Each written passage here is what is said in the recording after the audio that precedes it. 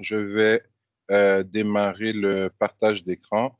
Donc, on va commencer par faire un résumé des choses qu'on a discutées hier avant d'entrer dans le vif du sujet. Donc, hier, ce qu'on a présenté, c'est l'énoncé de laboratoire suivant qui allait nous permettre de faire la synthèse de tout ce qu'on a vu en Android jusqu'à présent, mais en plus de voir des nouvelles syntaxes Java. Donc, en l'occurrence, comment est-ce que certaines classes Java peuvent nous permettre d'exécuter des requêtes de type GET ou de type POST vers une technologie côté serveur, qui dans notre cas ici sera le PHP qui va nous servir d'intermédiaire entre notre application mobile et notre base de données MySQL. Donc, ce qu'on a pris la peine de voir hier, euh, on a vu en fait qu'on pouvait utiliser soit MySQL Workbench, soit PHP pour créer des tables. Et je vous ai indiqué quelles étaient les tables qu'il fallait créer pour être capable de réaliser la petite démo qui est dans le petit tutoriel qui est dans le document du Labo 2. Donc, dans lequel on crée une table, on crée une base de données avec une table s'appelant utilisateur. Et dans cette table, on avait l'ID, le nom, le prénom, l'emploi et les informations de login d'un utilisateur. J'avais créé deux enregistrements par défaut, donc Fernand Tony enseignant avec son username et son password, et London Bridges chanteuse avec ses informations de login. Et on a passé la plus grande partie du cours d'hier à décortiquer le script PHP. Donc, le script côté serveur qui allait récupérer l'information provenant de notre application mobile, qui allait effectuer la requête, récupérer le résultat et renvoyer le résultat à notre client, notre application mobile. Donc, ce qu'on a fait, c'est qu'on a comparé le code ici présent avec... j'ai fermé ma fenêtre 2 secondes. Donc, je l'avais mis juste ici en commentaire, parfait, pour y avoir accès. Donc, donnez-moi 2 petites secondes. Voici ce que je voulais faire. Donc, on a comparé le code ici présent. Donc, le code PDO, qui est une classe PHP qui me permet d'accéder à une base de données en utilisant la notation orientée objet, au lieu d'utiliser des fonctions comme MySQL ou MySQLi. On a comparé cette syntaxe avec euh, la syntaxe similaire en C# et la syntaxe similaire en Java. Donc, vous savez déjà comment en Java interagir avec une base de données en utilisant le ADO.NET. C'est quelque chose qu'on a couvert la session dernière ensemble. Et vous savez déjà comment en Java aussi interagir avec une base de données. C'est quelque chose que vous avez couvert la session dernière et que je vous ai rappelé au début de cette session-ci dans notre cours d'application web. Donc, on comparait la syntaxe du C# et la syntaxe du Java. On voyait énormément de similitudes avec notre code PHP ici. Pour garder ça simple, ce que mon script PHP retourne à mon application mobile, c'est tout simplement une string. Mais on sait tous que en PHP, on est capable de faire la chose suivante. On est capable d'utiliser la fonction JSON encode. Et JSON encode, ça fait quoi? Si je lui passe en paramètre une string qui est correctement formatée ou encore un tableau, ben, la fonction JSON encode va faire un peu la même chose que la sérialisation qu'on a vue en .NET. Donc, ça prend un objet, ça le convertit en une string qui est formatée comme un objet JSON. Et donc, notre application mobile aurait pu recevoir un objet JSON au lieu de recevoir une string. Mais bof, pour la démonstration, on y va avec une string tout simplement qui va contenir le nom et le prénom de l'utilisateur. Une fois qu'on a discuté de ce script, ben, ce que j'ai fait avec vous, c'est que je suis allé plus bas dans le document et on a lu ensemble, excusez-moi, les différents cas d'utilisation. Les cas d'utilisation qui représentent les fonctionnalités que vous allez devoir implémenter une fois que vous aurez réussi à faire fonctionner le tutoriel de base qui est démontré juste ici. Donc, où je récupère le nom et le prénom. Et quand j'appuie sur mon petit bouton, ce qu'on fait, on envoie l'information à travers une requête POST à notre script PHP qui exécute une requête paramétrée avec notre objet PDO vers la base de données, retourne le nom et le prénom de l'utilisateur associé au username et password et l'affiche dans un alert dialog. Donc, c'est ce que la démonstration fait. Donc, le but des 2 heures qu'on a ensemble aujourd'hui, c'est de regarder le code Java qui permet justement de faire cet envoi d'informations et cette réception et traitement d'informations. Ça va pour tout le monde? Oui. Parfait. Donc, allons-y sans plus attendre. Donc, une chose importante, en fait, la chose la plus importante dans cette démonstration que j'ai oublié de mettre dans le document, ben, c'est la suivante. Donc, je vais minimiser ceci et si vous permettez, je vais venir juste ici, nouveau dossier. Je vais créer un dossier bidon et on va venir créer une nouvelle application. Donc, pour que notre application mobile soit capable d'exploiter les données cellulaires, donc envoyer ou un lien Wi-Fi pour envoyer de l'information à travers l'Internet, il faut que notre application ait la permission d'utiliser l'Internet. Donc, on a quelque chose à rajouter dans un dossier particulier de notre arborescence de projet. On a quelque chose à rajouter dans ce qu'on appelle le manifeste. Donc, laissez-moi juste créer mon projet. Donc, sur le desktop, le dossier, c'est le dossier F, excusez. Donc, allons-y, finish. Et je laisse l'application se créer. Pendant ce temps, je vais fermer. Parfait. Donc, prenons quelques secondes pour laisser le tout compiler. Donc, pendant que ça compile, normalement, avec la discussion qu'on a eue hier, vous devriez déjà avoir commencé à créer vos diagrammes entités relations, créer vos tables pour supporter les 9 cas d'utilisation qu'on a présentés et aussi commencer à créer les interfaces usagées pour supporter ces différents cas d'utilisation. Donc, si on regarde notre projet ici et que j'ouvre le dossier manifeste, on trouve un fichier XML à l'intérieur. Si je double-clique sur ce fichier XML, voici à quoi ressemble le manifeste. Le nom est intéressant parce que si je parle du manifeste d'un bateau ou du manifeste d'un avion, ben, c'est un registre qui comptabilise tous les passagers et leurs informations, ainsi que la cargaison du bateau ou de l'avion. Donc, le manifeste au niveau de l'Android joue exactement le même rôle. C'est un fichier à l'intérieur duquel on a des informations qui décrivent notre application. On voit par exemple que dans mon manifeste, j'ai une balise application et qu'à l'intérieur d'une balise application, j'ai une balise activité. En fait, pour chaque activité que vous rajoutez dans votre projet, il y a une balise activité qui va être ajoutée dans le manifeste. On a le nom de notre application, on a la ressource qui pointe vers l'icône qui va être nécessaire pour notre application et on peut, à l'intérieur du manifeste, venir spécifier des permissions que notre application va pouvoir demander à notre système d'exploitation. Donc, je répète, pour que votre code Java qui va essayer d'envoyer des requêtes de type POST, un script PHP fonctionne, ben, il faut que votre application mobile ait la permission d'utiliser l'Internet.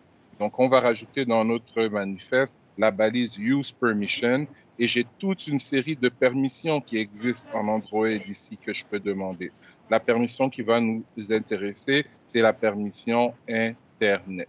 Donc, je vais fermer cette balise et voilà. Donc, sans cette ligne dans votre manifeste, tout le code que vous allez écrire par la suite en Java ne marchera jamais parce que votre application n'aura pas la permission d'utiliser l'Internet. C'est clair pour tout le monde? Oui. Ça va? Oui, ça va. Parfait. Donc, c'est mon erreur. Là, j'ai oublié de mentionner ça dans le document du laboratoire, mais je le fais ici avec vous en direct. C'est bon? Monsieur, une question. Oui. Oui. Dans ce cas où on utilise le use permission, c'est dans le cas où on aura à faire du code qui nécessitera Internet, bien sûr. Exactement. Tout comme quand on aura besoin d'interagir avec le GPS, par exemple, on ira chercher la permission Access Find Location, qui permet d'avoir accès à notre localisation en utilisant l'antenne GPS de votre téléphone. Si on voulait avoir accès à notre localisation en utilisant les données cellulaires de notre téléphone, on viendrait prendre Internet et on rajouterait aussi Access Course Location. Donc, il y a toutes sortes de permissions comme celle-là qu'on doit spécifier de manière explicite dans notre application pour que notre application ait le droit de faire certaines manipulations. Ça va? Ça clarifie? C'est bon, merci, monsieur. Parfait. Donc, une fois que c'est fait, petite question, répondez par oui, par non. Est-ce que vous avez l'occasion de travailler avec des threads dans votre cours de Java la session dernière? Monsieur, c'est quoi les threads? Donc, vous venez de répondre à ma question. Vous n'avez pas eu l'occasion de travailler avec des threads la session dernière. Donc, ce n'est pas un problème, on va travailler autrement. Donc, l'idée est la suivante, c'est que on a tous déjà, par exemple, lancé plusieurs applications simultanément sur notre ordinateur. Donc, présentement, par exemple, j'ai Teams qui roule, j'ai Android Studio qui roule, j'ai Chrome qui roule. Et à un moment, quand on roule trop d'applications sur notre ordinateur, on a tous déjà eu une application qui ne répond plus et qui nous donne le message not responding. On sait aussi que normalement, une application, c'est un programme et qu'un programme est supposé s'exécuter de la première ligne jusqu'à la dernière ligne de code de manière séquentielle. Donc, si je lance un programme, comment se fait-il qu'en parallèle, je suis capable de lancer aussi 2, 3, 4, 5 autres programmes sur ma machine? Le processeur d'un ordinateur n'est-il pas supposé n'être capable d'exécuter qu'une seule instruction à la fois? Donc, c'est un problème qui existe en informatique et pour le résoudre, on a le concept de thread ou de processus. Donc, l'idée est la suivante. Quand on vous dit que vous avez un ordinateur qui a un processeur qui va à X nombre de mégahertz, ça vous donne le nombre de calculs par seconde que votre ordinateur peut faire. Donc, oublions les secondes, parlons d'unités de temps. Donc, disons que mon ordinateur est capable de faire 50 millions de calculs en une unité de temps. Ça va? Et que moi, je veux faire rouler 4 programmes en parallèle sur mon ordinateur. Techniquement, l'ordinateur ne peut pas y arriver. Ce qu'on fait en informatique pour que l'ordinateur soit capable, dans le même laps de temps, d'exécuter plusieurs programmes, c'est que l'ordinateur va diviser son attention. Je m'explique. Si dans une unité de temps, je dois faire rouler 4 programmes, donc je vais diviser mon unité de temps en 4 petits morceaux. Pendant le premier quart, je vais faire les calculs qui me permettent de faire le traitement de Teams. Pendant le deuxième quart, je vais faire les calculs qui me permettent de faire le traitement d'Android Studio. Pendant le troisième quart, je vais faire le traitement qui me permet d'afficher des informations dans Chrome. Et ce balayage-là se fait tellement rapidement qu'on a l'impression que l'ordinateur est en train d'exécuter les 4 programmes en même temps. Ça va?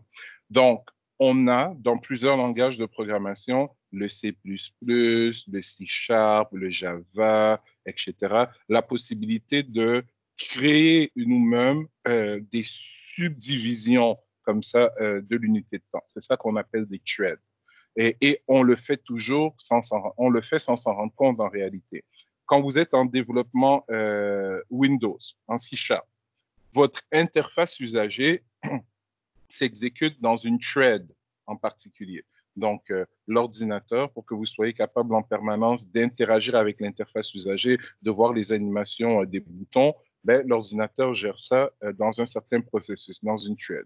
Et le code qui s'exécute en arrière-plan, lui aussi est géré dans une autre thread, mais on ne s'en rend pas compte. Un exemple simple, si dans une application desktop, vous créez une boucle qui vous permet de traiter un fichier texte. Ça va? Vous ouvrez un fichier texte et dans une boucle, vous lisez ligne après ligne après ligne après ligne. Si ce fichier a des milliers de lignes, vous allez vous rendre compte que pendant que vous êtes pris dans votre boucle à traiter chacune des lignes, votre interface usager ne répond plus. Vous n'êtes plus capable d'appuyer sur les boutons. C'est comme si votre ordinateur est gelé. Il n'est pas gelé. il est trop occupé à exécuter ce qui se passe dans votre boucle. Il n'a plus le temps d'allouer des ressources de calcul au rafraîchissement de l'interface usagée. Donc, le même problème se produit en Android et surtout dans notre application. Donnez-moi une seconde, s'il vous plaît.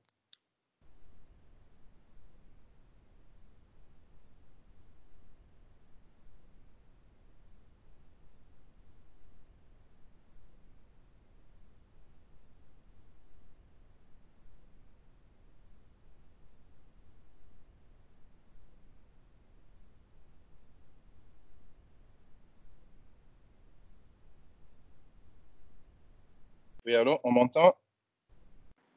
Oui, c'est bon. Oui, oui. Pardon, j'ai dû régler une bagarre entre mon fils et ma fille. Vous voyez, c'est pas seulement vous que je chicane tous les 2 jours. Donc, allons-y.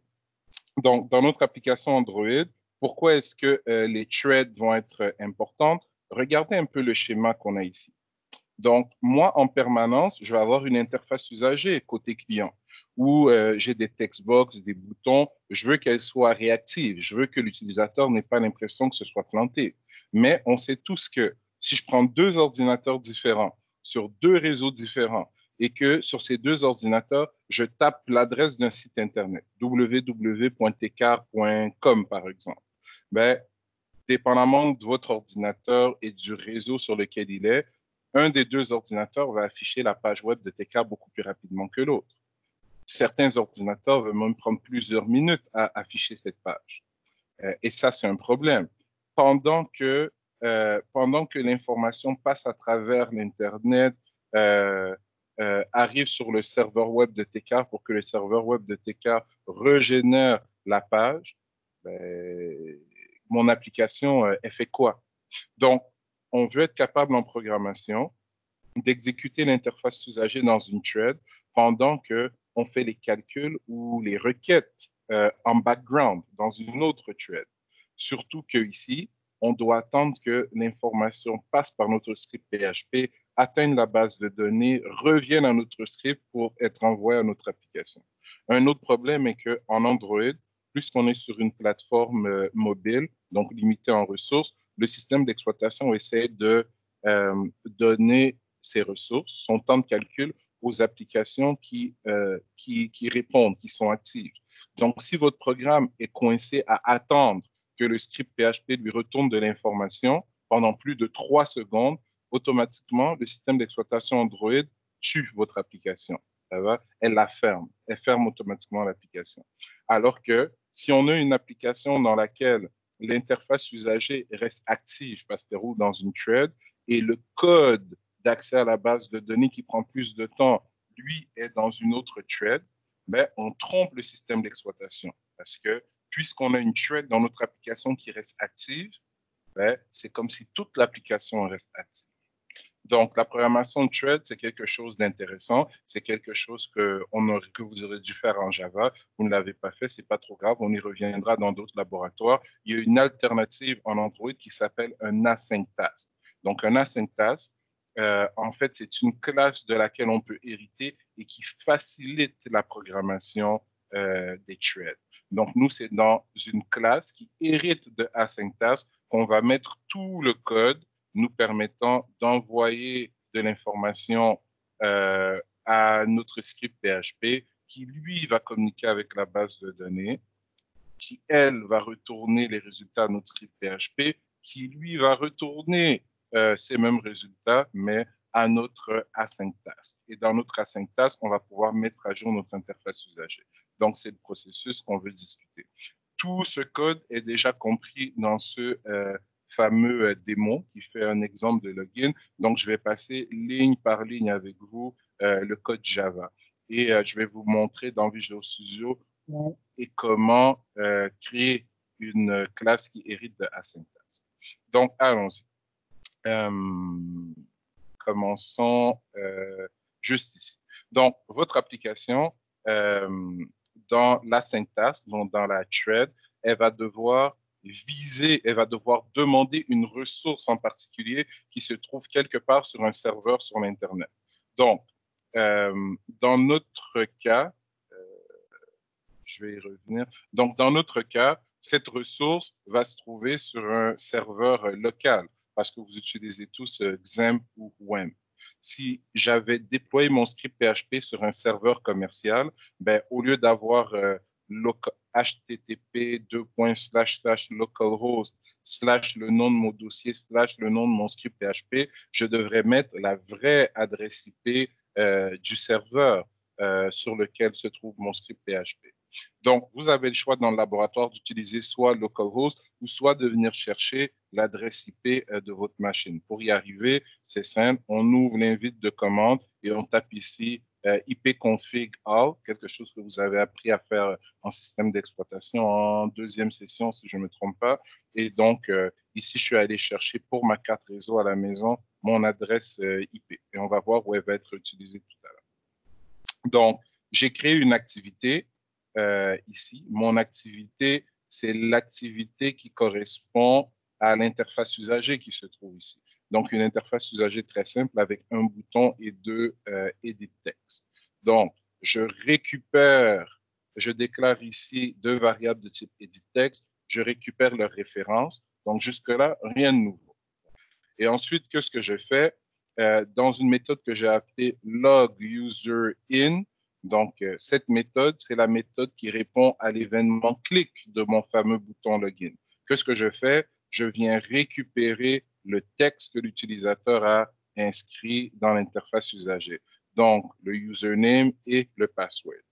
Ensuite, je viens créer ici un objet de type dbWorker. Donc, la classe dbWorker, on la voit plus tard dans le document, c'est ma fameuse classe qui hérite de async_task.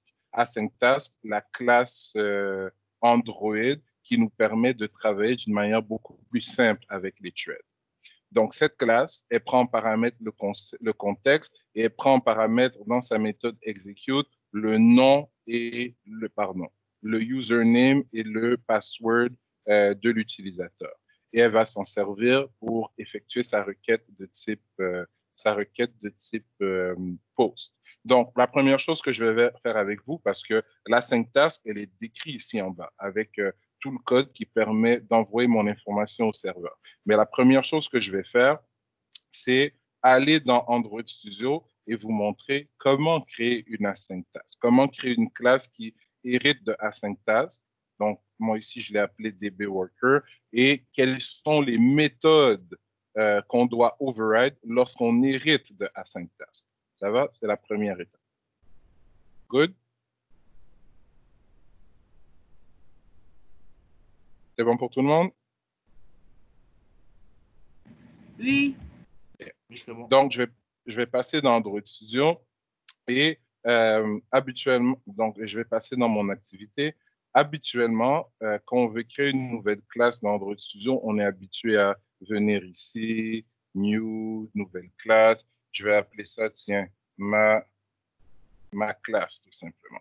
Et puisque cette nouvelle classe est dans le même package que mon activité, ben, elles sont capables d'interagir l'une avec l'autre. De la même façon que lorsque j'avais deux classes dans le même namespace en .NET, elles étaient capables d'interagir ensemble. Mais il y a une autre façon de déclarer des classes en programmation orientée objet. C'est vrai en Java, c'est vrai en C# aussi. On appelle ça une inner class.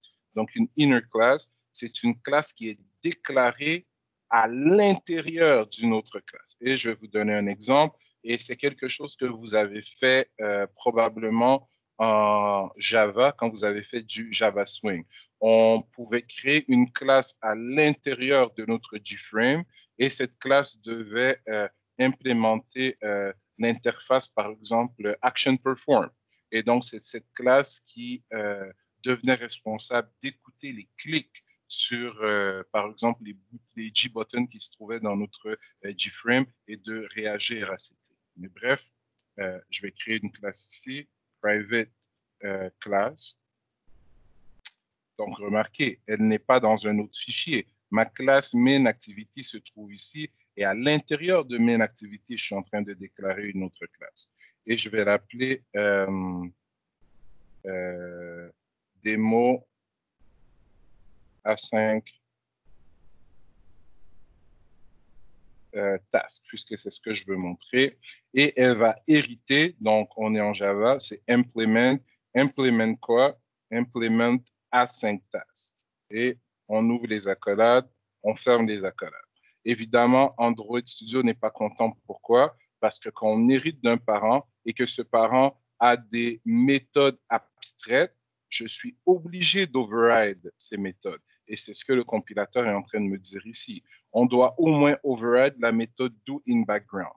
Donc, ce que je vais faire, je vais aller sur generate, je vais choisir overridden méthode et j'ai plusieurs méthodes ici que je peux override lorsque j'hérite de A5 task. Certaines sont protected, certaines sont abstraites. Certaines sont virtuelles, certaines sont abstraites. Donc, je suis obligé d'override au moins do in background. On va voir tout à l'heure à quoi sert do in background. Et je vais aussi override on pre-execute et on post-execute. Et on fait OK. Donc, j'ai dit on pre-execute, on post-execute, do in background. Parfait. J'ai mes trois méthodes. Lui n'est pas content. Pourquoi?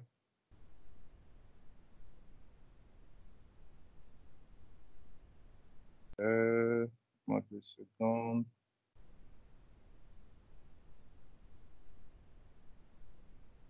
OK, non, c'est bon. Interface expected here. Donnez-moi une seconde, il bug pour une réunion que... Ah, excusez-moi. J'ai mis implement alors que c'est extend que je cherchais. A5 task n'est pas une interface, mais plutôt une classe. Donc, c'est extend que je cherchais. Parfait, plus d'erreur. Donc, les trois méthodes qui sont là, si je retourne à l'énoncé de labo, regardez bien. Donc, dans mon DB worker qui hérite de A5 task, on voit ici on pre-execute, on voit ici do in background, et on voit la dernière, mais non la moindre, on post execute. Donc, commençons par expliquer à quoi chacune de ces méthodes sert. Donc, quand je me prépare à exécuter du code qui va prendre un certain temps à tourner, ben, j'aimerais avertir l'utilisateur, peut-être avec un alert dialog ou un sablier ou une roue infinie, que quelque chose est en train de se préparer. Donc, ce genre de code d'avertissement avant le début du traitement, on va le coder en général dans la méthode onPre-execute. Maintenant, le code que je veux exécuter, qui prend du temps à traiter, ben, on va le mettre à l'intérieur de do in background. Donc, et le nom de la méthode le dit, do in background. Do, faire, in background, en arrière-plan. Donc, c'est le code que je veux exécuter en arrière-plan sans que ça vienne m'empêcher d'interagir avec mon interface usager. Et on post-execute, donc on post-execute, c'est la méthode dans laquelle on va pouvoir retourner ou mettre à jour l'interface usager à partir des informations qui ont été traitées dans Do in Background. Donc, le type de retour de Do in Background, la valeur de retour de Do in Background est automatiquement passée en paramètre à la fonction onPostExecute. Et donc, on peut se servir de cette information ici pour mettre à jour notre interface usager. Donc, je vais donner un exemple simple ici. En regardant notre document de cours, donc, vous voyez que je récupère le username, le password, que j'appelle ma fonction dbWorker en lui passant le contexte, donc this dans son constructeur, et ensuite j'appelle la méthode execute en lui passant 2 paramètres.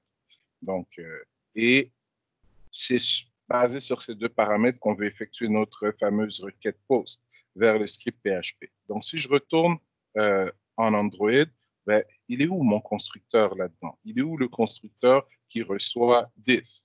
Ben, on a extend A5 class et on est dans une classe. Donc, nous pouvons créer un constructeur, même dans les classes, qui hérite de parents. Donc, c'est à nous de venir ici, tout simplement public. Public quoi? Public démo asyntaxe, parce qu'on sait qu'en Java, le constructeur d'une classe porte le même nom que la classe elle-même. Et je décide que cette classe va recevoir en paramètre le contexte, que je vais appeler contexte en minuscule. Et que ce que je vais faire à l'intérieur de, de ce constructeur, donc si je reçois en paramètre le contexte, c'est probablement parce que je veux le sauvegarder et m'en servir. Donc, ici, on va avoir this.context égale contexte. Donc, je suis maintenant capable, n'importe où dans cette classe, de venir faire la chose suivante, de créer une nouvelle variable de type démo asyntaxe que je vais appeler D égale new démo asyntaxe. Et ici, j'ai une erreur. Pourquoi? Parce qu'on s'attend à recevoir le contexte. J'ai promis que j'allais lui passer le contexte. Donc, voilà, on lui passe this. Pourquoi est-ce que j'ai besoin de lui passer le contexte? On n'est pas toujours obligé de passer le contexte quand on utilise une asyntaxe. Pourquoi moi je le fais? Si on regarde le code qu'il y a dans l'énoncé de laboratoire, dans mon constructeur, j'initialise le contexte et dès qu'on crée une variable de type dbWorker, donc dès qu'on crée un enfant de asyntaxe, en appelant son constructeur, automatiquement la méthode onPreExecute est appelée. Et regardez ce que je fais dans la méthode onPreExecute. Donc, normalement, si on a fait le TP3 et le TP4, dans le TP3, on montrait comment on travaille avec les dialogues, dont le alert dialog. On sait qu'un alert dialog, pour le configurer, ben, ça nous prend dans la méthode builder le contexte. Donc, voici le fameux contexte. Voilà pourquoi j'en avais besoin. Ça va? Si je n'avais pas eu besoin du contexte pour faire quelque chose dans mon asyntaxe, je ne l'aurais pas demandé en paramètre. Un autre endroit où on a fréquemment besoin du contexte, c'est quand on utilise des toasts. On fait toast.makeTest, texte, excusez-moi, et le premier paramètre, c'est this, c'est le contexte, suivi d'une string. Ça va? Donc, il y a plusieurs instances où une classe aurait besoin de recevoir le contexte. Si je voulais, par exemple, que mon asyntaxe, dans sa méthode doInBackground ou dans sa méthode onPostExecute, affiche un toast, il n'y a que... donc, un toast doit toujours recevoir en paramètre le contexte, mais le contexte, c'est une référence vers l'activité. Donc, si je ne sauvegarde pas le contexte dans mon asyntaxe ne sera jamais capable de faire un toast ou un alert dialog. Ça va jusque-là pour tout le monde? Donc, pourquoi est-ce que dans le document de laboratoire, j'ai passé le contexte ici? Oui, non, peut-être? Oui. Parfait. Donc, maintenant, l'autre chose... Préoccupation, s'il vous plaît, monsieur. Pardon? J'ai une petite préoccupation, monsieur. La Oui. classe dbWorker, là, je ne le vois pas dans le projet. Il est plutôt sur un autre fichier PDF ici. Donc, vous êtes en train d'expliquer. C'est-à-dire, je ne le vois pas dans le projet, monsieur. Mais c'est normal. Dans le projet, j'utilise dbWorker et dbWorker hérite de asyntaxe. Donc, je ne veux pas recoder la démonstration qui est là. Je fais un exemple similaire. Donc, moi, au lieu de créer dbWorker, tu vois, j'ai créé démo asyntaxe. Ah, d'accord, monsieur. Ça va donc? Super. Donc, prochaine étape, on sait que c'est à l'intérieur de cette classe qu'on veut coder, qu'on veut permettre à notre application d'envoyer des informations à notre script PHP. Ça va. Et on sait que dans un asyntaxe, l'endroit où on doit mettre le code qui fait du travail, c'est la méthode doInBackground. Pourtant, quand je crée mon asyntaxe, ce n'est pas doInBackground que j'appelle, c'est la méthode execute. Donc, ce qu'il faut comprendre avec un asyntaxe, c'est que quand on appelle la méthode execute en lui passant des paramètres, ben, tous les paramètres reçus par la fonction execute sont passés automatiquement à la fonction doInBackground. Donc, execute appelle doInBackground Et chacun des paramètres qu'on a passé à execute vient s'insérer dans une case du tableau d'objets qui se trouve ici. Donc, en français, ça veut dire quoi? Donc, regardez bien. Vous remarquez que j'ai ici objet, crochet ouvert, crochet fermé, objet. Donc, j'ai un tableau d'objets ici qui n'a pas de dimension. Je n'ai pas spécifié s'il a une case, deux cases, 1000 cases. Ce qui fait que je peux faire la chose suivante. Donc, j'ai créé mon async task et je vais venir faire des points execute. Et regardez ce qui est écrit. C'est écrit object, 3 petits points, param. Donc, cette syntaxe-là, elle existe en Java, elle existe aussi en C#. Ça vous permet de créer ce qu'on appelle une variable variable. Donc, c'est une variable qui, c'est une manière de déclarer un tableau dynamique en réalité. Donc, type de données suivi de 3 petits points suivi d'un nom de variable. Exactement la même syntaxe en C#. Et ça me permet de faire quoi? Regardez bien. Execute. Je vais passer l'integer 12, suivi de la string Toto, suivi du double 24.56, suivi du booléen true. Et vous remarquez que le compilateur ne se plaint pas. Il n'y a aucun problème. Pourquoi? Parce que la signature de cette fonction m'indique, comme on le voit encore, param avec 3 petits points, que je peux lui passer une liste de paramètres infinie. Et chacun de ces paramètres va venir prendre sa place respective dans le tableau d'objets qui se trouve ici. Un integer est un objet, une string est un objet, un double est un objet, un boolean est un objet. Donc, comment est-ce que je peux récupérer le chiffre 12 à l'intérieur de ma fonction doInBackground? Comment est-ce que je peux récupérer la string Toto ou le boolean true? Ben, c'est simple, de la manière suivante. Donc, si je viens ici et je vous dis que chacune de ces informations 1, 2, 3 et 4 ont respectivement été passées en paramètres à mon tableau, ben, si je fais int, je vais appeler ça, tiens, val égale, on va faire un cast en integer. Pourquoi? Parce qu'on a un tableau d'objets. Et ce tableau s'appelle objet. Et dans sa case 0, ben, j'ai un objet qui est un integer. Donc, si je casse cet objet en integer, val devrait contenir le chiffre 12.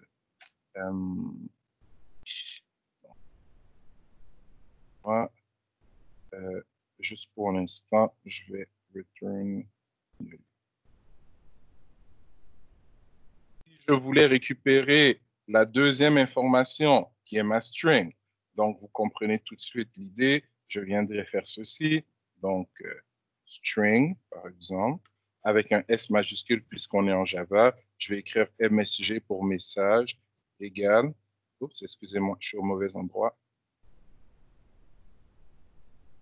Et, on va cast en string et on vient encore une fois récupérer dans notre tableau d'objets, mais cette fois-ci la deuxième case, donc la case avec l'indice 1. Tout le monde a compris l'idée?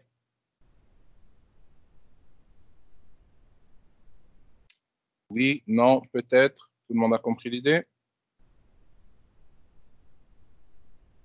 Ah, moi, j'ai compris.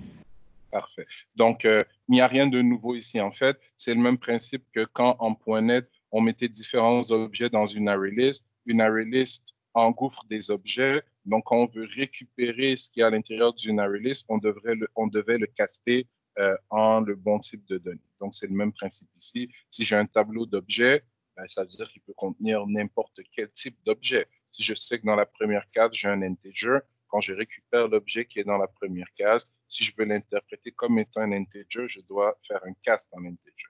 Donc, ça veut dire quoi? Ça veut dire que dans le laboratoire, l'information que je mets ici, username et password, ben, je vais respectivement les récupérer dans la case 0 et dans la case 1 ben, du tableau que reçoit un paramètre la méthode doInBackground. C'est bon? Parfait. Continuons. Ou complexifions un peu notre histoire. Là, je suis allé de manière un peu simple.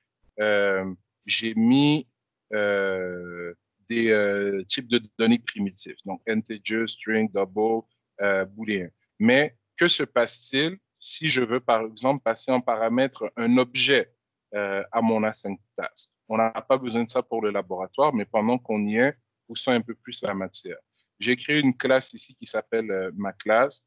Je ne vais pas prendre la peine de lui créer de constructeur. Elle a un constructeur par défaut, mais je vais quand même m'amuser à lui donner ici, tiens, un attribut integer que je vais appeler ID.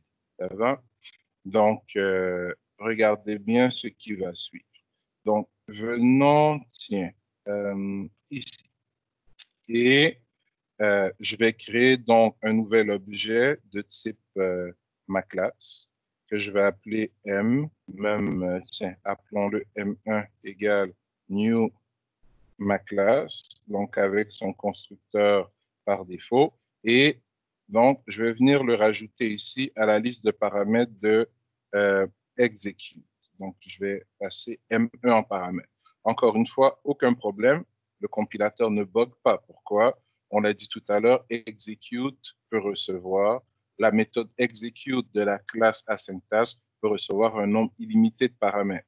J'ai maintenant 1, 2, 3, 4, 5 paramètres. Donc, mon objet M1 de type ma classe peut être récupéré ici dans mon asynctask en allant fouiller dans la case de mon tableau qui a l'indice 4, puisque c'est le 5e élément. Donc,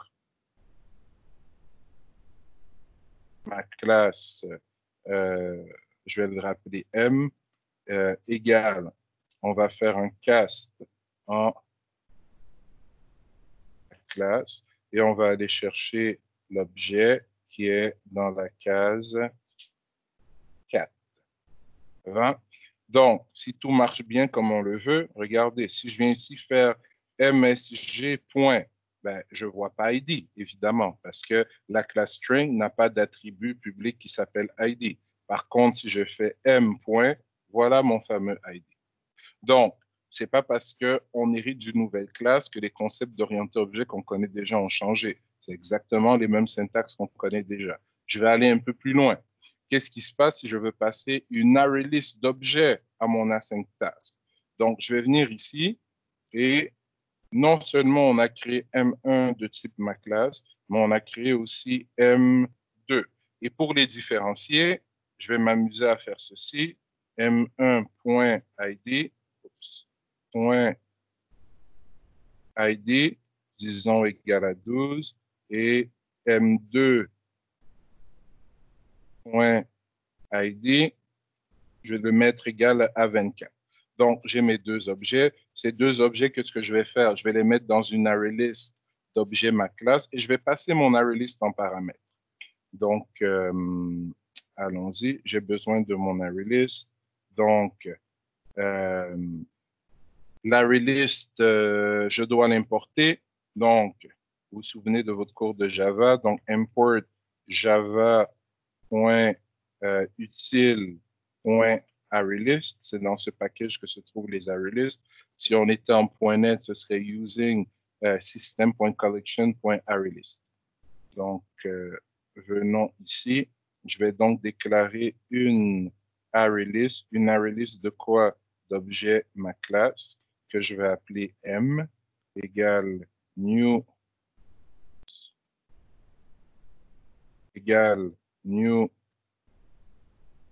ArrayList ma classe et on va rajouter à cette ArrayList nos deux objets.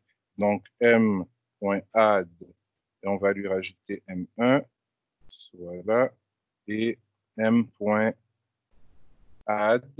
et je vais lui rajouter M2. C'est réglé. Et qu'est-ce qu'il me reste à faire maintenant? Ici. Okay. Qu'est-ce qui me reste à faire maintenant? On passe M en paramètre à notre async task. Donc maintenant, on doit changer un peu notre code ici.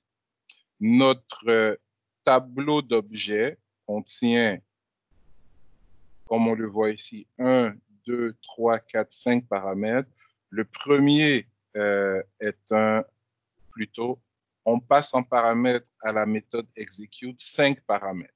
Le premier est un integer, le deuxième est une string, le troisième est un double, le quatrième est un booléen et le cinquième est une array list d'objets maclass contenant 2 objets de type maclass.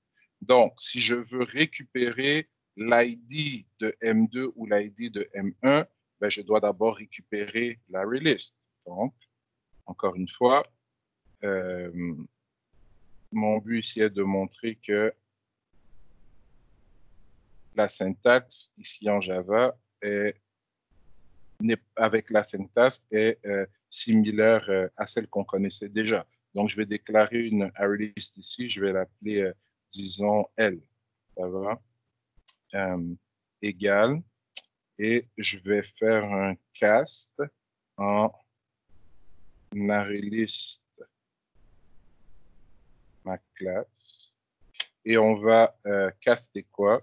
On va caster ce qui se trouve dans la 4e case de notre fameux tableau d'objets. Donc, on sait que dans la 4e case du tableau d'objets, on avait une array list d'objets ma classe, donc on la récupère dans la variable L. Et une array list en Java, si je veux récupérer un item se trouvant à l'intérieur, c'est pas comme en C# où j'utilise les crochets, je vais plutôt utiliser la méthode get. Donc, L.get,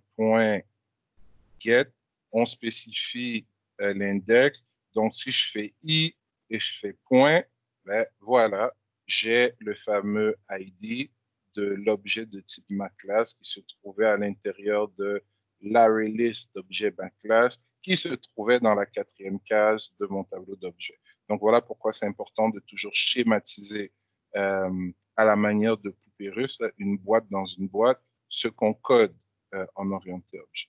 Donc, ça va. Donc, j'ai fait une petite parenthèse là, juste pour qu'on comprenne bien comment récupérer l'information qu'on a dans ce tableau. Mais dans le laboratoire, on ne passe que des types de données primitifs. Ça va pour tout le monde? C'est bon? Oui. Parfait. Donc, une fois que je passe mon username et mon password à la méthode execute, comme on l'a dit, automatiquement, c'est la méthode doInBackground qui est appelée. Donc, si on regarde ce qui est fait dans cette méthode au niveau du laboratoire. Donc, moi, j'utilise WAMP, vous utilisez XAMPP. Donc, moi, sur ma machine, j'ai créé sur localhost, mais au lieu de mettre localhost, j'ai mis mon adresse IP ici chez moi. Donc, si vous allez dans la fenêtre de commande, vous tapez ipconfig all, vous allez pouvoir récupérer votre adresse IP. Sinon, vous mettez localhost, ça fait la même chose. Je voulais mettre une adresse IP ici. Pourquoi? Parce que si vous déployez votre script PHP sur un vrai serveur, comme host 0 que vous utilisez pour votre cours de commerce électronique, vous allez pouvoir mettre la vraie adresse IP de ce serveur et donc votre application va vraiment marcher hors de votre ordinateur. Donc, c'est mon ordinateur, mon serveur, suivi du nom de dossier où se trouve mon script PHP, suivi du dossier lui-même.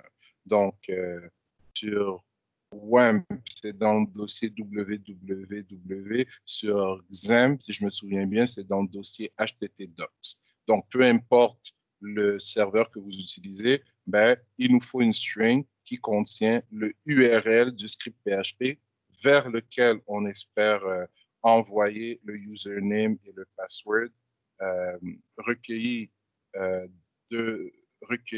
par notre application mobile et envoyé par un post.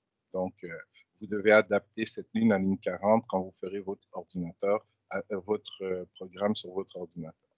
Qu'est-ce qu'on fait avec cette string? On utilise la classe Java URL, donc qui permet de prendre une string formatée comme un chemin et la convertir en un chemin. C'est ce qu'on fait à la ligne 40. Une fois que j'ai un URL, ben, j'ai besoin d'établir une connexion vers cette ressource. Donc, en Java, et je n'arrête pas de dire en Java, pourquoi? c'est qu'on utilise le Java pour développer une application Android, mais toutes les syntaxes que je suis en train de montrer ici, vous auriez pu les utiliser dans une application Java Swing la session dernière pour que votre application desktop et non mobile soit capable d'envoyer des informations à un script PHP, ASP, Node.js, à n'importe quelle technologie côté serveur. Bref, on a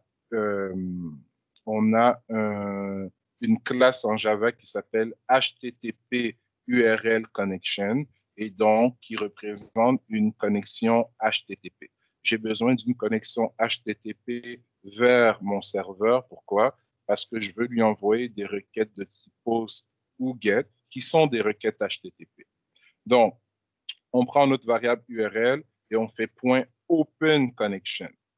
Pourquoi est-ce que cette connexion doit être castée en HTTP? Ben, je viens de le dire, il y a plusieurs protocoles qui existent pour échanger de l'information sur le net.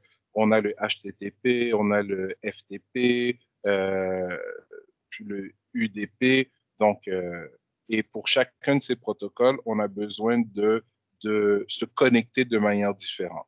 Donc, j'ouvre une connexion vers le URL que j'ai spécifié dans ma string et cette connexion, je veux qu'elle soit de type HTTP parce que je vais exécuter des requêtes GET et POST qui sont des requêtes HTTP.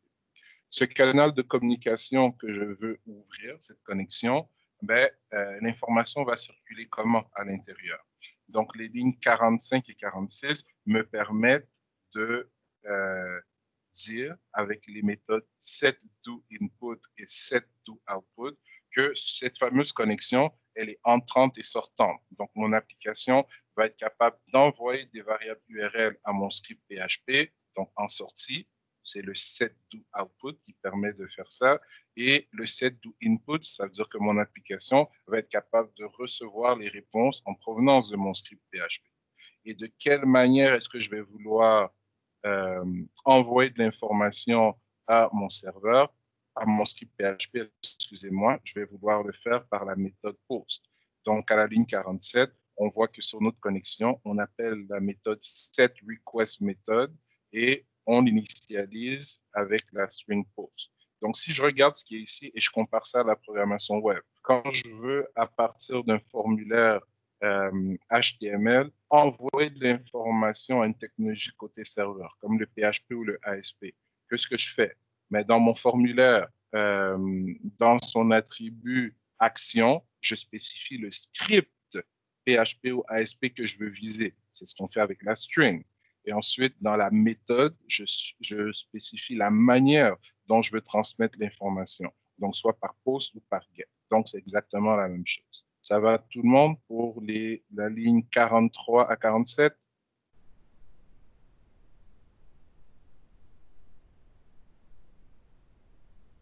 Ligne 43 à 47, c'est bon?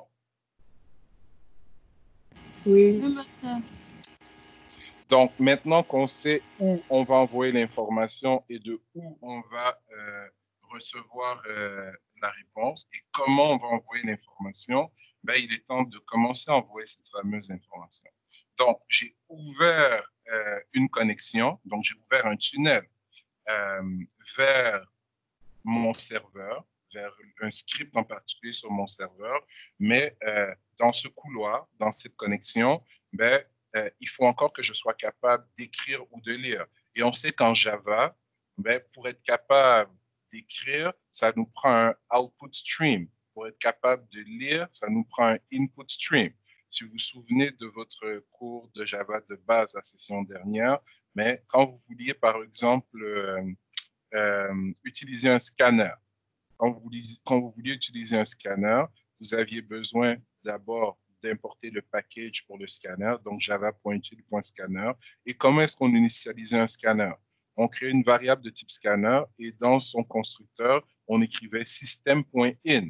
Donc, system.in, c'est quoi? C'est un input stream, donc c'est un flux d'entrée qui nous permet de lire l'information qui provient de l'entrée standard en Java. L'entrée standard, c'est quoi? C'est le clavier.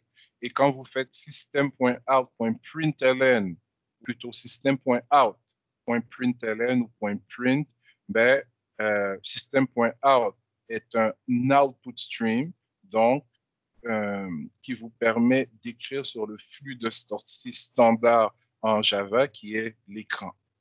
Donc, quand vous avez fait, je crois, la session dernière avec Salim, votre cours de Java, vous avez interagi avec des fichiers texte, vrai ou faux?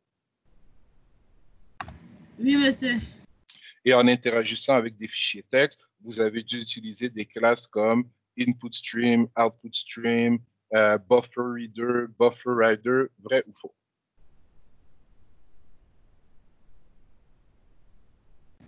Mhm. Si vous avez interagi avec des fichiers texte en Java, vous avez forcément utilisé les classes output stream ou une classe dérivée de output stream, input stream pour lire ou une classe dérivée de input stream, buffer reader et buffer writer, toujours pour lire et pour écrire. Donc, tout ça pour dire que j'écrive dans un fichier texte ou que j'écrive sur le réseau, pour du code Java, il n'y a absolument aucune différence. Parce que ce que j'écris dans un fichier texte, ce sont des bytes. Ce que j'écris sur le réseau, ce sont des bytes aussi. Donc, envoyer de l'information à travers la carte réseau de votre ordinateur ou envoyer de l'information dans un fichier texte, c'est presque exactement le même code en Java. Donc, c'est ce qu'on fait ici. À partir de ma connexion, la fonction getOutputStream me permet d'obtenir un canal de communication sortant, donc de mon application vers la ressource pointée vers ma connexion. Et le buffer writer qui se trouve ici, il me sert à quoi? On sait que tous les ordinateurs n'ont pas la même vitesse de calcul et n'ont pas la même vitesse de transfert. Donc, qu'est-ce qui se passe si moi, j'essaie je fournis les informations, si mon programme fournit les informations beaucoup plus rapidement que mon ordinateur est capable de les envoyer à travers le réseau, il va avoir des informations qui vont être perdues. Donc, un buffer writer prend en paramètre un output stream et notre buffer writer fait quoi? Son nom le dit, c'est un tampon d'écriture. Donc, c'est un peu comme une file d'attente.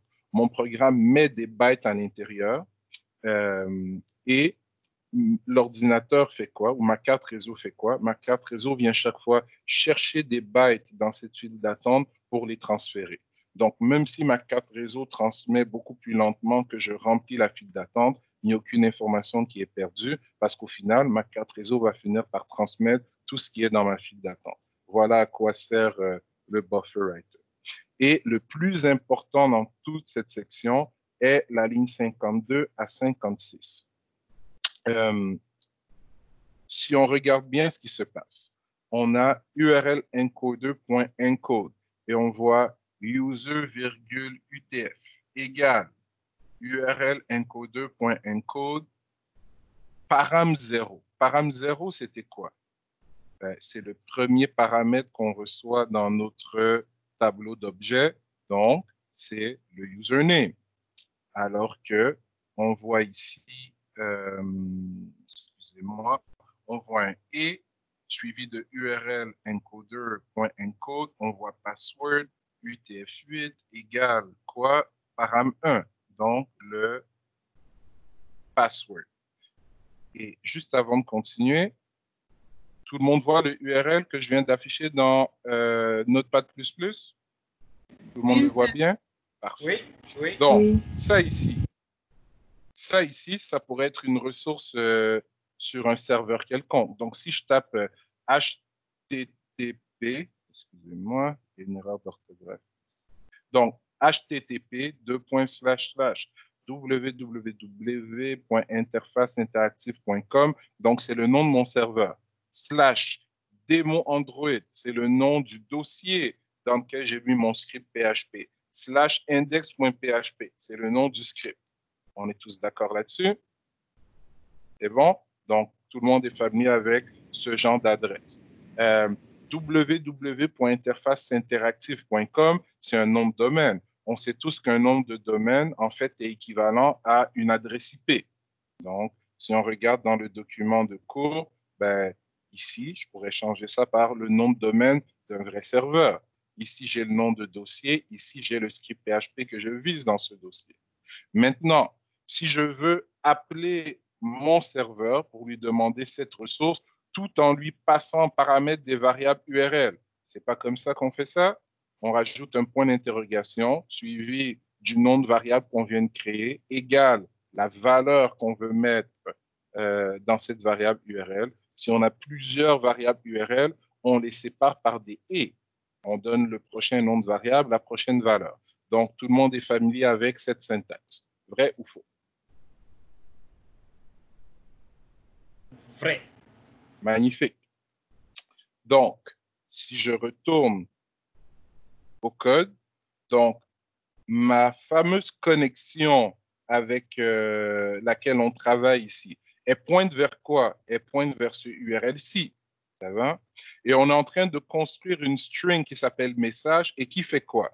Qui utilise la méthode encode, donc encoder, de la classe URL encoder. Donc, on n'a peut-être pas créé le langage Java, mais quand une classe s'appelle URL encoder, ça veut dire qu'elle fait quoi? Ça veut dire qu'elle encode ce que je lui passe en paramètre en variable URL. Donc, je suis en train de créer une variable URL qui s'appelle user et qui va être et dont les caractères doivent être interprétés selon le jeu de caractères UTF-8. C'est du UTF-8 qu'on utilise en web, non? Donc, ma variable s'appelle user et elle va être égale à quoi? Elle va être égale à ce que je récupère comme premier paramètre de mon tableau d'objets. Donc, le fameux username que j'ai reçu. Idem pour le fameux password. Et regardez bien, user et PW pour password. Si je remonte dans les scripts PHP dont on a parlé au dernier cours, user et password. Ça va? Donc, voilà d'où venaient les variables URL qu'on récupérait dans notre script PHP. Donc, je crée... donc, la string que je crée ici, en fait, c'est la même chose que de dire que je crée la string qui va venir être concaténée ici à la fin du URL qu'on pointait, à la ligne 40. Donc, une fois que j'ai construit mes variables URL et que je les ai initialisées avec l'information qui provenait de mon interface usager, ben, j'utilise la méthode write de mon buffer writer en lui passant mes fameuses variables URL. Et c'est donc la ligne 57 qui envoie les informations qu'on a recueillies dans notre application mobile à notre script PHP. Le script PHP les reçoit, exécute la requête vers la base de données en PDO, récupère le nom et le prénom de l'utilisateur, nous les renvoie sous forme de string. Si on me renvoie de l'information, ben, ça me prend un objet de type input stream pour être capable de les lire. Donc, c'est ce qu'on fait ici à la ligne 62. Après avoir envoyé le message à la ligne 57, ben, on fait du nettoyage, on ferme notre buffer writer, on ferme notre output stream, on obtient un input stream à partir de la connexion, donc un canal de communication entrant. On obtient un buffer reader à partir de l'input stream. Pourquoi? Parce que l'information que le serveur va nous envoyer arrive peut-être beaucoup plus rapidement que la vitesse à laquelle on est capable de la traiter. Et on ne veut pas perdre d'informations. Et donc, le serveur me renvoie, dans notre cas, une seule string. Et ce qu'on fait ici dans une boucle while, tant aussi longtemps qu'il y a des lignes à récupérer dans la réponse du serveur, je les réponds et je les concatène. Donc, on aurait pu utiliser le signe plus égal pour concaténer dans notre string, mais la méthode append existe en Java, tout comme elle existe en C#. Donc, j'ai voulu l'utiliser ici. Et donc, ma méthode do in background retourne la fameuse string qui devient le paramètre d'entrée de onPostExecute et que ce qu'on fait dans onPostExecute, on appelle la méthode setMessage de notre alert dialog en lui passant la string qui contient le nom et le prénom de l'utilisateur qui correspondent au username et le password qu'on a récupéré dans notre interface usager. Donc, c'est ce qu'on voit par les print screens qui démontrent deux tests d'exécution. Donc, Toto comme username, Tata comme password. Quand on appuie sur le bouton, on crée notre async task en lui passant notre classe DB worker qui hérite de l'async task. On lui passe à sa méthode execute Toto et Tata qui sont formatés en variable URL en utilisant la méthode encode de la classe URL encoder. On envoie le message au script PHP. Le script PHP exécute la requête, nous retourne une string dans laquelle on a concaténé le username et le password dans doIn background. doIn background envoie cette string à onPost execute et onPost execute affiche le résultat dans un alert dialog.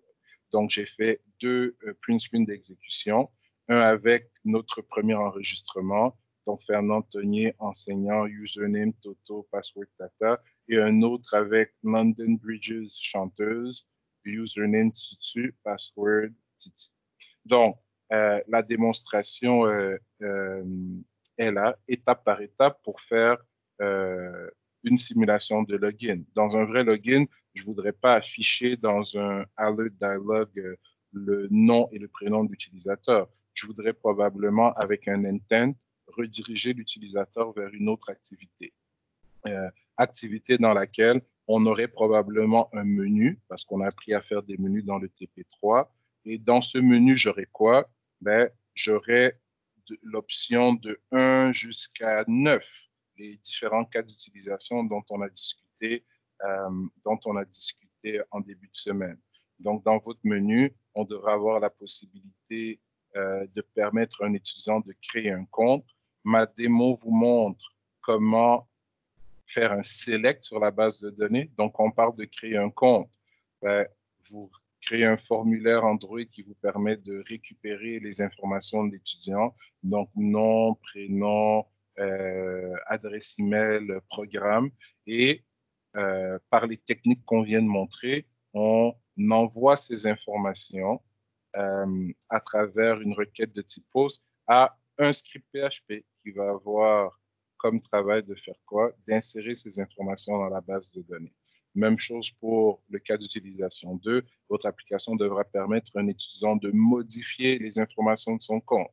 Si je veux modifier les informations de mon compte, ça sous-entend que je me suis d'abord logué et que je vois dans un formulaire mes informations actuelles, que j'ai la possibilité de les modifier, et quand j'appuie sur le bouton de soumission, les nouvelles informations sont envoyées via POST à un script PHP qui, lui, va faire un update au niveau de la base de données. Votre application devra permettre à un étudiant de visualiser la liste des activités disponibles. Ça sous-entend qu'il y a une table activité quelque part dans la base de données, et une activité devra avoir un icône, un nom d'activité, une description d'activité, un statut. Est-ce que l'activité est en cours ou est-ce qu'elle est échue? Et la date à laquelle l'activité aura lieu. Donc, si je dois lister les activités disponibles, on peut faire quelque chose de plus intéressant que juste lister le nom de l'activité. On a appris dans notre TP2 comment personnaliser un list view en héritant de la classe ArrayAdapter, en créant un fichier de layout qui décrit le positionnement des objets dans chacune des lignes de notre list view en faisant un override de la méthode getView. Donc, c'est ce à quoi je m'attends ici au cas d'utilisation 3. Votre application devra permettre, excusez-moi, il manque un mot, à un étudiant de s'inscrire à une activité disponible. Donc, ça sous-entend qu'il faut d'abord que je puisse voir la liste des activités disponibles, et peut-être à côté de cette activité dans mon list view, j'ai un bouton d'inscription. Puisque je suis déjà logué dans l'application, quand j'appuie sur le bouton d'inscription, ben, ça signifie quoi? Ça signifie que dans ma base de données, j'ai une table utilisateur, j'ai une table activité, et si un étudiant peut participer à plusieurs activités, et plusieurs activités peuvent, et une activité peut contenir plusieurs étudiants, c'est une relation plusieurs à plusieurs. Donc, dans ce cas d'utilisation, ben, les informations qu'on va soumettre de notre application par POST à un script PHP vont servir à faire une requête paramétrée qui va mettre dans une table de jonction les clés étrangères de l'activité et une clé étrangère pour un étudiant. C'est comme ça qu'on fait une inscription, qui n'est pas très différent d'inscrire un étudiant à un cours. Donc, c'est quelque chose que vous avez déjà vu. Je le ramène juste dans un contexte et une histoire différente. Votre application devra permettre à un étudiant de proposer une nouvelle activité. Donc, encore une fois, j'ai une table étudiant, j'ai une table activité. Proposer une nouvelle activité, c'est une insertion ici. Mais on veut garder une trace de quel étudiant a proposé quelle activité. Donc, je récupère les informations de l'activité, donc le nom de l'activité, la description de l'activité, la date où elle aura lieu, etc., etc. Mais je veux aussi envoyer en paramètre l'ID ou une information qui me permet d'identifier spécifiquement l'étudiant qui a ajouté cette activité. Une fois qu'on ajoute une activité, si on veut lister toutes les activités disponibles, cette nouvelle activité devrait être visible. Votre application devra permettre à un étudiant d'attribuer une note à une activité à laquelle il a participé. Donc, la partie importante ici, c'est à une activité à laquelle il a participé. Donc, je ne peux pas donner une note à une activité pour laquelle je ne suis pas inscrit. Donc, dans votre structure de base de données, il faut s'assurer que les relations permettent de savoir quel étudiant est inscrit à quelle activité. Et c'est seulement pour cette activité qu'on pourra envoyer un enregistrement dans la base de données qui sera la note. Votre application devra permettre d'afficher des statistiques concernant le nombre d'inscriptions à une application disponible. Donc, je pense que ça dit ce que ça doit dire. Combien de personnes sont inscrites à une activité. Votre application devra permettre d'afficher la liste des étudiants présentement inscrits à une activité. L'idée ici est la suivante. Donc, on organise par exemple un tournoi de foot, de soccer. Et vous voulez y participer, mais vous ne voulez pas y participer si vous êtes tout seul, si vos amis ne sont pas inscrits. Donc, ça vous permet de voir qui est présentement inscrit à l'activité. Et si vos amis en font partie, peut-être que ça va vous inciter à vous inscrire. Et votre application devra vous permettre de connaître la note moyenne d'une activité échue. Donc, il y a une activité qui s'est passée, vous ne vous êtes pas inscrit, mais vous voyez la moyenne que les gens ont attribuée à cette activité sur 10. Donc, si elle a eu une forte note, vous savez que la prochaine fois que cette activité aura lieu, vous allez vous inscrire parce que c'est une activité qui a eu du succès. Donc, ça devait être amusant. Donc, je répète, première étape, à partir des explications qu'on a données aujourd'hui du code Java, la première étape est d'essayer de reproduire la démo qui se trouvait ici pour s'assurer que ça marche bien, qu'on est capable de faire notre asyntaxe correctement, qu'on est capable de faire du PDO correctement, qu'on est capable d'envoyer, de récupérer l'information dans notre application mobile provenant de la base de données à travers notre script PHP. Une fois que ça s'est fait, l'étape 2, c'est relire les cas d'utilisation et créer, selon une approche UML, donc un cas d'utilisation à la fois de manière itérative. On prend un cas d'utilisation, on fait le diagramme entité-relation qui permet de supporter ce cas d'utilisation. On crée les interfaces usagers associées, on identifie les classes nécessaires, on code la logique. Quand ça marche, on passe au prochain cas d'utilisation. Si vous essayez de créer la base de données d'un seul trait pour les 9 cas d'utilisation qu'il y a ici, c'est sûr que vous allez oublier une table, c'est sûr que vous allez oublier une relation. Donc, prenez un cas à la fois et quand on passe au cas suivant, au cas d'utilisation suivant, si on se rend compte qu'on a besoin de rajouter une table, un champ ou une relation, les commandes alter table en base de données, ça existe pour cette raison. Donc, on est capable de modifier la structure de notre base de données ou de nos classes au fur et à mesure qu'on implémente des nouvelles fonctionnalités, des nouveaux cas d'utilisation dans notre projet. Donc, moi, je m'attends à quoi Bon, évidemment, demain, je ne donne pas de théorie supplémentaire. Vous avez déjà assez de travail. Donc, je m'attends à ce qu'on travaille sur ces 2 premières étapes demain. Donc, demain, je vais donner du support sur la démo qui est dans le document de laboratoire. Donc, je veux que tout le monde se rende jusqu'au point 6, soit capable de faire fonctionner cette application. Et la semaine prochaine, ben, ce à quoi je m'attends, c'est que vous ayez tous créé la structure de base de données qui permet de supporter les 3 premiers cas d'utilisation ici, ainsi que les interfaces usagers permettant de supporter les 3 premiers cas d'utilisation. Ça va? Le vendredi, oui, ça c'est pour mercredi prochain. Jeudi prochain, là, pour les 3 premiers cas d'utilisation, on attaquera le code Java. Donc, l'envoi des informations vers le serveur, la récupération et leur affichage dans l'interface usagée. Donc, je vais résumer tout ça dans le canal du Labo 1, mais on a un peu le plan de match là, et les étapes de réalisation de ce projet pour les 3 premières fonctionnalités. Et la semaine suivante, on passera aux 3 suivantes, la semaine d'après aux 3 suivantes. Donc, comme je vous avais dit, c'est un TP qui va nous suivre pour les 3 prochaines semaines. Des questions?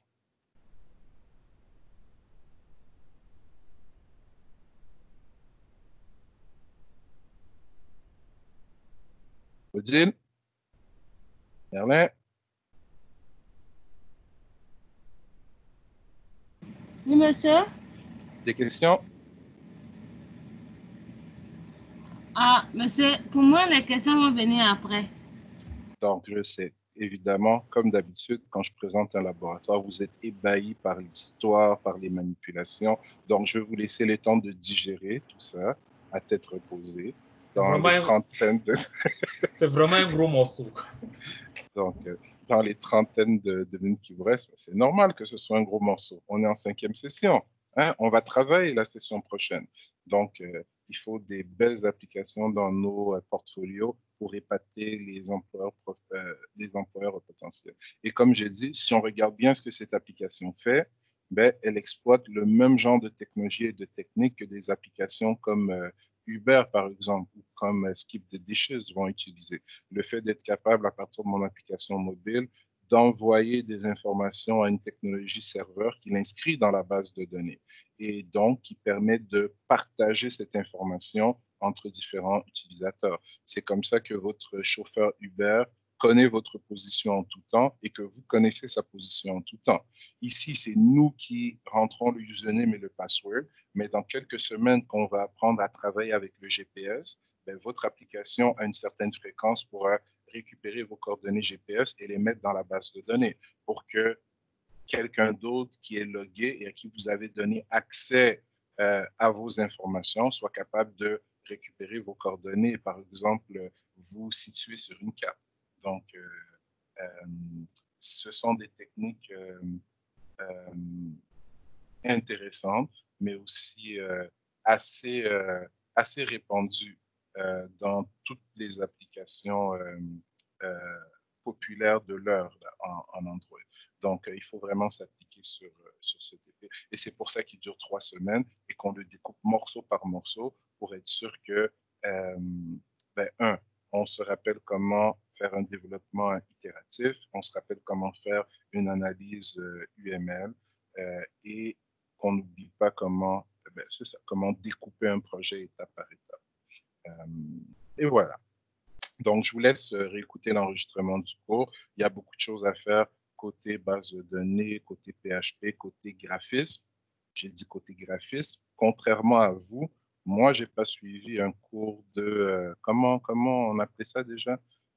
Développement d'applications multimédia dans lequel vous avez fait du Photoshop et toutes sortes de choses qui dépassent mon talent artistique. Donc, je m'attends à avoir des belles interfaces usagées. Ça va? Parfait. Donc, écoutez, je vous laisse repasser ça en revue. Donc, demain, pendant la période de cours, je ne donnerai pas de cours Théo pour le cours de mobile. Je serai disponible pour du support concernant la partie démo qu'il y a dans le document de labo.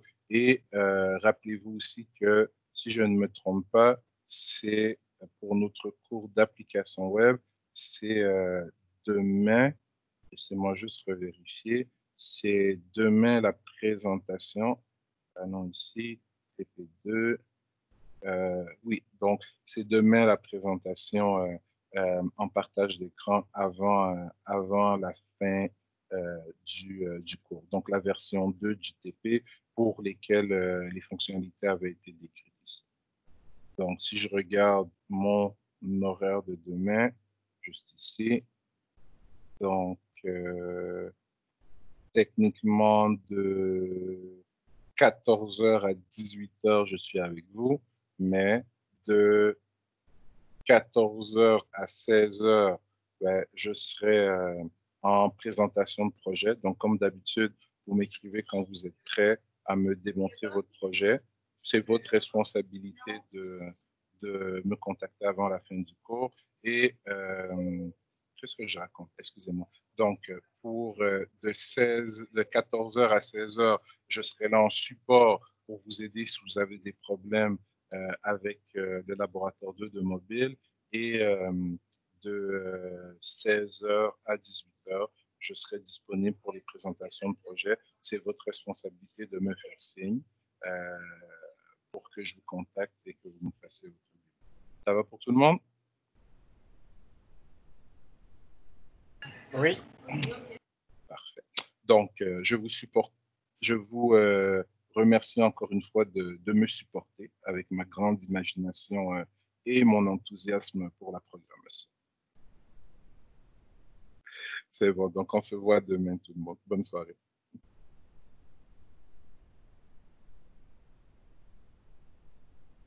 Donc, je stoppe l'enregistrement et